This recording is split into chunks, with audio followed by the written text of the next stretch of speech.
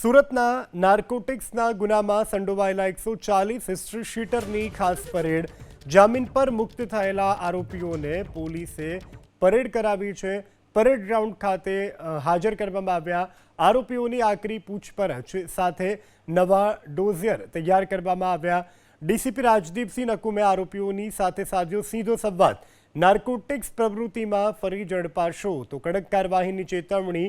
12 વર્ષની જેલ ભોગવી ચૂકેલા મોહમ્મદ સલીમ ગુલામ મુસ્તાક જેણે દર્દ જણાવ્યું છે પોતાની ભૂલને કારણે પરિવાર બરબાદ થયાની સલીમે વર્ણવી કરુણ હકીકત।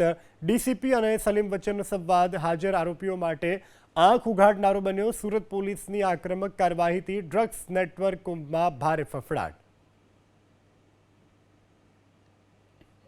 પોલીસ વિરુદ્ધમાં કોઈ અરજી કરશો કે કંઈ બીજું કરશો તો કોઈ અમે કંઈ ડરી નહીં જઈએ। અને અમે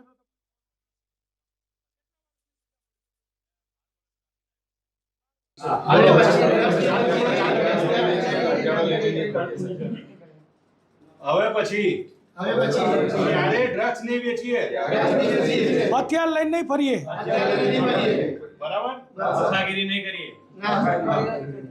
જો તમે કોઈ અત્યારે તાજેતરમાં આમાં અત્યારે જો આ પ્રવૃત્તિ ચાલુ હશે તો અમારી તમારા ઉપર નજર છે જ, બરાબર। અમારા મેન્ટરોની પણ તમારા ઉપર નજર છે, એટલે પછી હવે કોઈ આવી પ્રવૃત્તિ કરશો?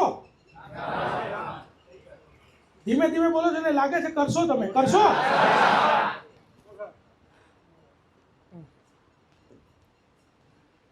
તો પછી પેલો અને તમે નાનું મોટું કંઈ પોલીસ વિરુદ્ધમાં કોઈ અરજી કરશો કે કંઈ બીજું કરશો તો કોઈ અમે કંઈ ડરી નહીં જઈએ, અને અમે તો તમને છોડવાના નથી, ખ્યાલ આવ્યો ને? એટલે એવી કોઈ પોતે ફાંકા ફોજદારી રાખતા હોય તો કાઢી નાખજો કે ભાઈ અમે પોલીસ વિરુદ્ધ રજૂઆતો કરશું ને અરજીઓ કરશું તો કોઈ પોલીસ ડરી જશે। કોઈ પોલીસ તમારાથી ડરશે નહીં, તમને છોડશે નહીં, ખ્યાલ આવ્યો?